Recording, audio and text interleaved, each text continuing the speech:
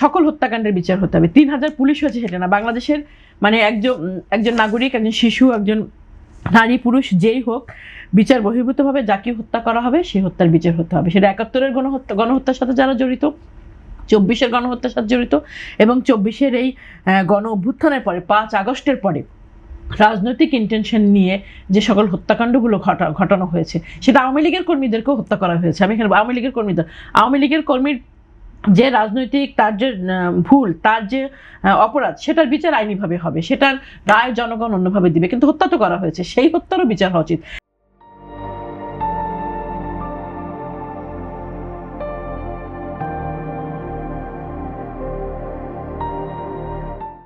একটা খুব গুরুত্বপূর্ণ বিষয়, সেটা হচ্ছে যে প্রত্যেকটি জীবন অত্যন্ত গুরুত্বপূর্ণ।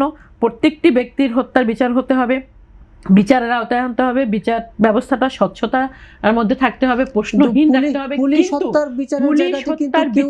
পুলিশ হত্যার বিচারটাকে গুরুত্বপূর্ণ বিবেচনা করে করতে হবে। মানে নিশ্চয়ই আমি অন্যগুলোকে অগুরুত্বপূর্ণ বলতে চাই না, বারবার এই কথাটা বলছি, বুঝতে পারছেন, কিন্তু এটাকে একটা বিশেষ গুরুত্ব দিয়ে করতে হবে এই কারণে যে শুধুমাত্র একজন পুলিশের কনস্টেবলকে হত্যা করা, একজন পুলিশের এসআইকে হত্যা করা, একজন গর্ভবতী পুলিশ অফিসারকে সিরাজগঞ্জে যেভাবে মেরে ফেললো, সেই হত্যা করা মানে হচ্ছে একটি ব্যক্তিকে হত্যা করা বা একজন ব্যক্তির উপরে কিন্তু আক্রমণ না, টোটাল ইনস্টিটিউশনটা, যে ইনস্টিটিউশনটা আমাদের দেশে শান্তি শৃঙ্খলা রক্ষার জন্য, স্থিতিশীলতা রক্ষা করার জন্য অত্যন্ত গুরুত্বপূর্ণ, সেটার উপরে হচ্ছে একটা হামলা। কাজে সেই গুরুত্ব জায়গাটা বিবেচনা করে এবং সেটাকে যে গুরুত্ব দিচ্ছে সরকার সেটাকে দৃশ্যমান করতে হবে। আর নয় কিন্তু জনগণের আস্থাটা ফিরে আসবে না, এই প্রক্রিয়াটা চলতে থাকবে। এবং ওই যে প্রতিষ্ঠান, সেই প্রতিষ্ঠানও মোরালি হচ্ছে এক ধরনের, তারা একটা ইনসিকিউরিটিতে থাকবে এবং তাদের যে দায়িত্ব পালন করা উচিত সে দায়িত্ব তারা পালন করতে পারবে না। সেই জায়গাটা আমরা কিন্তু বারবার বলে এসেছি যে 5 আগস্ট পরবর্তী কিছুদিন যে হত্যাকাণ্ডগুলো ঘটেছে, বিশেষ করে এই পুলিশ হত্যাকাণ্ড, 5 আগস্টের সময়ও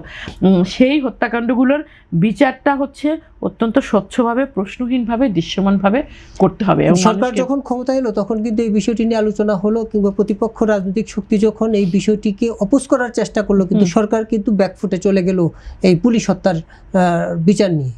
অনেক বিষয় আমার কাছে মনে হয়েছে যে অনেক বিষয় খুবই দুঃখজনক, তো অনেক বিষয় ব্যাকফুটে চলে গেছে। এখন আপনি কি বলবেন, যাত্রার কথা যে আপনি বললেন, যাত্রাটা তো আসলে আমাদের ভালো তো হয়নি।